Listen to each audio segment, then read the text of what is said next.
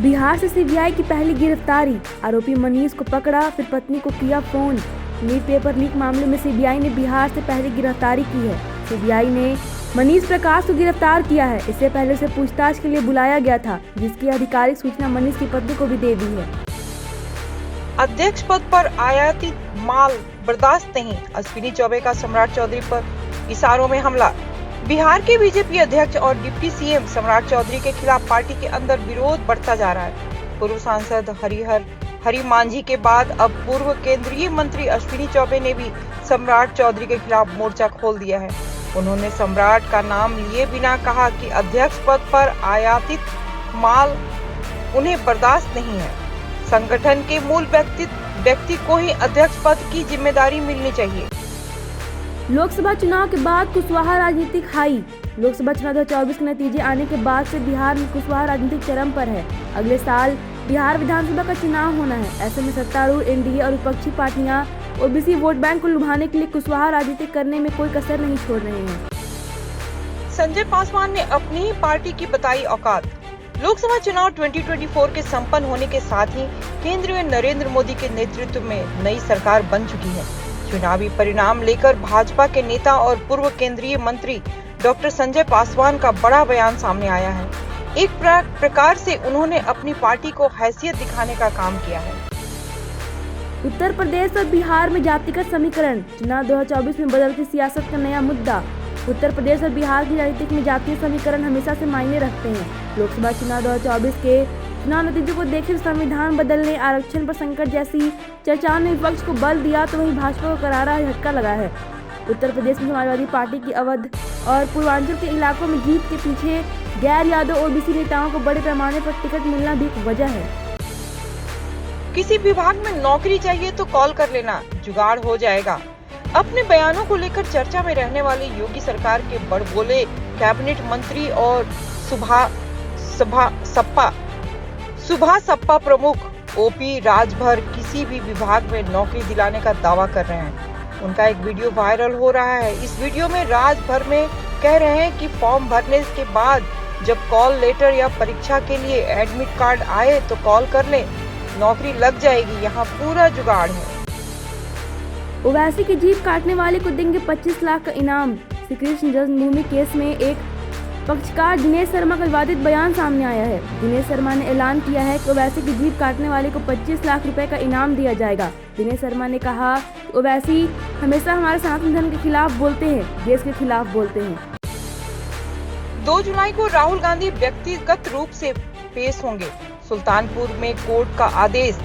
Sultanpur MLA court ने Bharatiya Janata party के नेता एवं केंद्रीय गृह मंत्री अमित शाह के खिलाफ कथित आपत्तिजनक बयान मामले में कांग्रेस नेता राहुल गांधी को 2 जुलाई को अगली सुनवाई पर व्यक्तिगत तौर पर हाजिर होने का आदेश दिया है।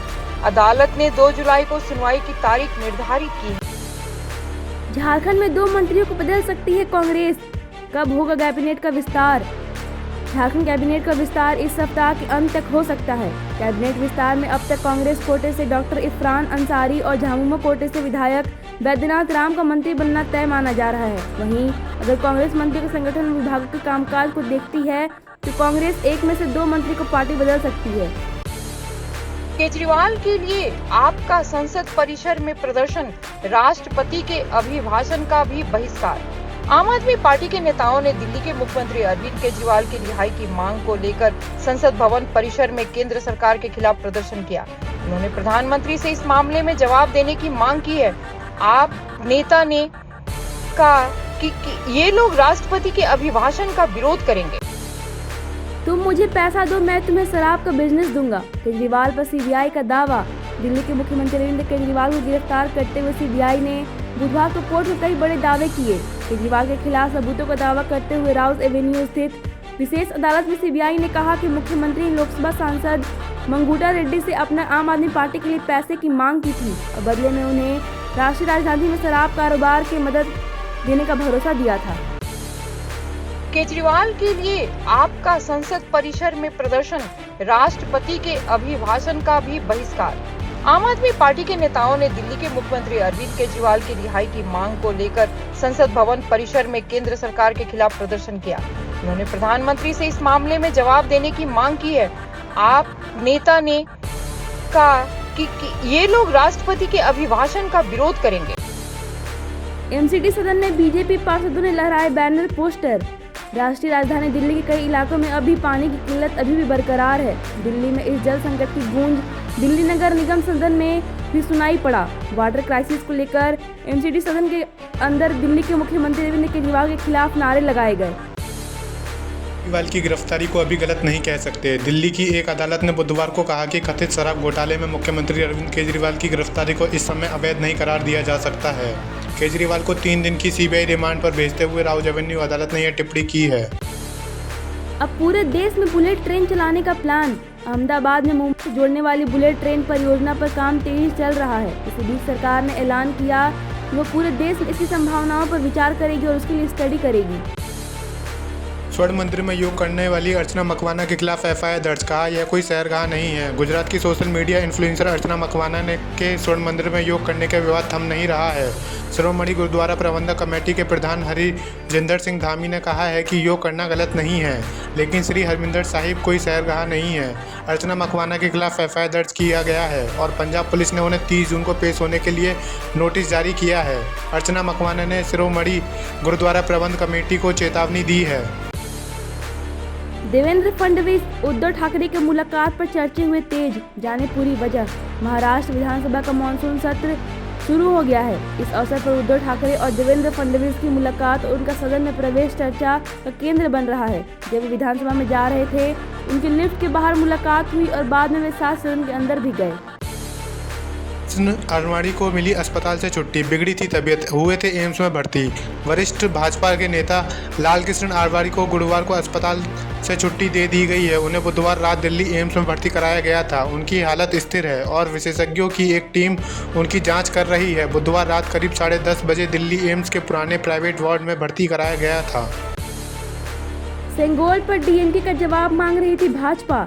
अब वह भी बोली, सांसद से हटा दे।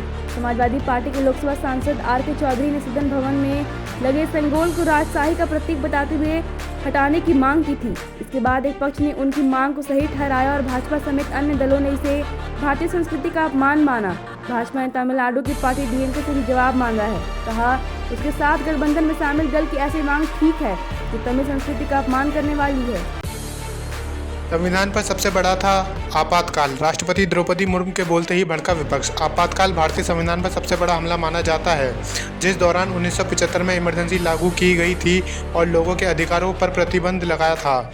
हम सभी संकल्प लेते हैं कि संविधान की रक्षा करेंगे। राष्ट्रपति द्रौपदी मुर्मू ने अपने अभिभाषण में इतना बोला, जिससे विपक्ष ने हंगामा किया। पहले संबोधन में लोकसभा स्पीकर ओम बिरला ने भी आपातकाल का जिक्र किया था, जिस पर विपक्ष ने प्रतिक्रिया दी थी। यह संसदीय परंपराओं का मजाक है, ओम बिरला का बयान।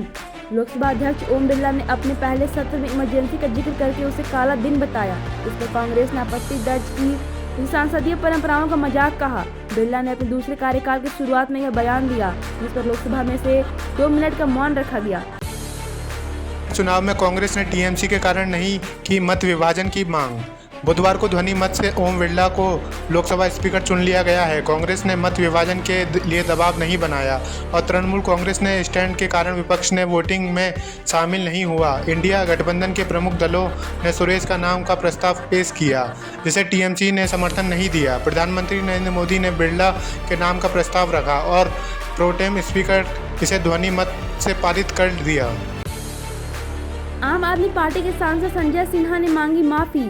आम आदमी पार्टी संजय सिन्हा ने बिना शर्त माफी मांगी। अपने खिलाफ 4 शिकायतों की सुनवाई के लिए राज्यसभा विशेषाधिकार समिति के समक्ष बुधवार को पेश हुए। शिकायतों का अब निपटारा हो गया है।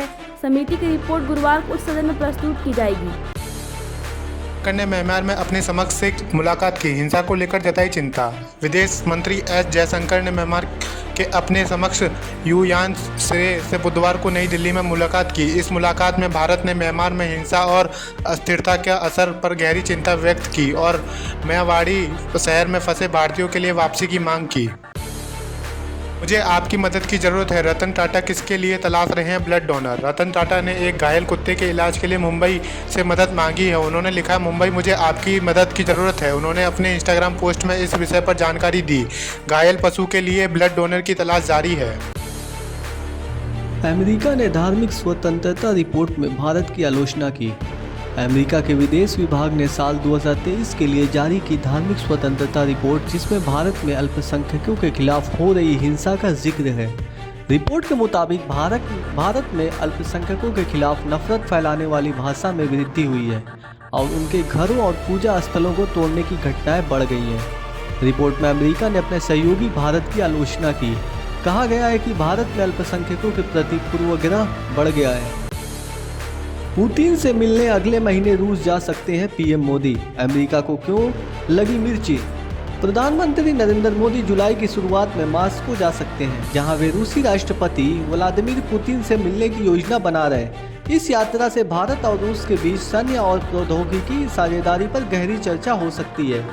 इस बीच अमेरिकी उप विदेश मंत्री कर्ट कैंपबेल ने इस साझेदारी पर चिंता जताई, लेकिन भारत अमेरिका संबंधों को आगे बढ़ाने में भरोसा भी जताया है। Big boss OTT 3, Elvis Yadav ने साई केतन को दी सरेआम धमकी। कहा, कटरिया से सही से पेश आना वरना शो के बाहर। बिग बॉस OTT 3 अब OTT प्लेटफॉर्म पर धमाल मचा रहा। यह शो 21 जून से चल रहा है और पहले ही दिन कंटेस्टेंट बॉक्सर नीरज गोयल को बाहर कर दिया गया। अब घर में 15 कंटेस्टेंट बचे हैं और उनके बीच जीत के लिए कांटे की टक्कर है। शो में देखने को मिल रही है जबानी लड़ाई और हाथापाई की भी घटनाएं। एक्टर साई केतन राव और लोकेश कटरिया के बीच भी तनाव देखने को मिल रहा। राशिद खान ने कुछ ऐसे कहा, T20 विश्व कप 2024 को अलविदा, दिल जीत लेगी हर एक बात। राशिद खान ने लिखा, इस T20 वर्ल्ड कप को हमेशा याद रखेंगे। हमारी टीम ने अद्वितीय जोश और जज्बे से खेला। मुझे इस पूरी टीम पर गर्व है। हम आगे और बेहतरीन होने का वादा करते हैं और अगले T20 वर्ल्ड कप में भी इससे ज़्यादा उत्साह से खेलेंगे। सभी उन लोगों को धन्यवाद जिन्होंने हमारे पर विश्वास रखा और इस लड़ाई में हमारा साथ दिया। दिल्ली में दस्तक देगा मानसून। IMD ने जारी किया भारी बारिश का अलर्ट। दिल्ली में प्री मानसून बारिश से गर्मी में राहत मिल रही। मौसम विभाग के अनुसार 29 और 30 जून को भारी बारिश की संभावना है। IMD के अनुसार 28 जून को दिल्ली और अन्य राज्यों में आधी रात और गरज चमक के साथ 30 से 40 किलोमीटर प्रति घंटे की हवाएं रह सकती हैं।